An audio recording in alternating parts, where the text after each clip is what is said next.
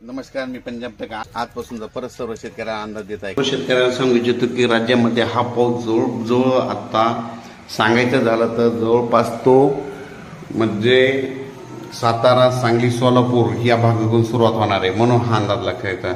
पण सर्व शेतकऱ्यांना सांगू इच्छितो की राज्यामध्ये मराठवाडा, पश्चिम महाराष्ट्रामध्ये हे पाऊस म्हणजे सुरुवात होणार आहे, म्हणून हे अंदाज लक्षात। म्हणजे सातारा, सांगली, पुणे, त्याच्यानंतर मुंबई, तर आता हे परतीचा पाऊस मुंबईकरांना देखील एकदा झोडपून जाणार आहे, म्हणून हा अंदाज लक्षात येतो। म्हणजे मुंबई, नाशिक या भागातील शेतकऱ्यांना देखील कोकणपट्टी, तसेच त्याच्यानंतर नगर जिल्हा, सोलापूर जिल्हा, सांगली जिल्हा, सातारा जिल्हा, कोल्हापूर, तसेच धाराशिव, लातूर, बीड, नांदेड, परभणी, हिंगोली, वाशिम, यवतमाळ, किनवट, मुदखेड, जालना, संभाजीनगर, म्हणजे या त्याच्यानंतर शिर्डी, संगमनेर, जुन्नर, मंचर, मुंबई, त्याच्यानंतर नाशिक ह्या भागामध्ये म्हणजे हे जवळपास हे पाऊस पडणार आहे।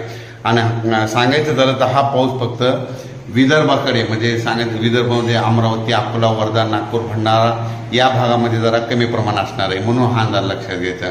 पण राज्यामध्ये 9 ते 14चा पाऊस सगळ्यात जास्त कोकणपट्टी, मुंबई, नाशिक, त्याच्यानंतर पुणे, सातारा, सांगली, कोल्हापूर, त्याच्यानंतर सोलापूर, त्याच्यानंतर धाराशिव जिल्हा, लातूर जिल्हा, नांदेड जिल्हा, परभणी जिल्हा, बीड जिल्हा, नगर जिल्हा, जालना, हिंगोली, नांदेड, यवतमाळपर्यंत हा पाऊस असणार आहे। पूर्व विदर्भ आणि पश्चिम विदर्भामध्ये या पावसाचा जोर कमी राहणार आहे, म्हणून हा अंदाज लक्षात घ्यायचा। 8 ऑक्टोबर दरम्यान राज्यामध्ये सातारा, सांगली, सोलापूर, धाराशिव तिकडल्या भागाकडे पाऊस सुरू होणार आहे, म्हणून हा अंदाज लक्षात घ्यायचा। पण राज्यात सर्व शेतकऱ्याला सांगू इच्छितो 9 तारखेपासून त्या पावसाची थोडी व्याप्ती वाढत जाणार आहे, म्हणून हा अंदाज लक्षात घ्यायचा। आता हा परतीचा पाऊस आहे, आणखी 2 पाऊस पडतील आणि हे शेवटचा पाऊस मात्र जाता जाता जोरात पडणार आहे, म्हणून हा अंदाज लक्षात घ्यायचा। म्हणजे परतीचा पाऊस राज्यामध्ये जोरात समाधानकारक पडून जाणार आहे।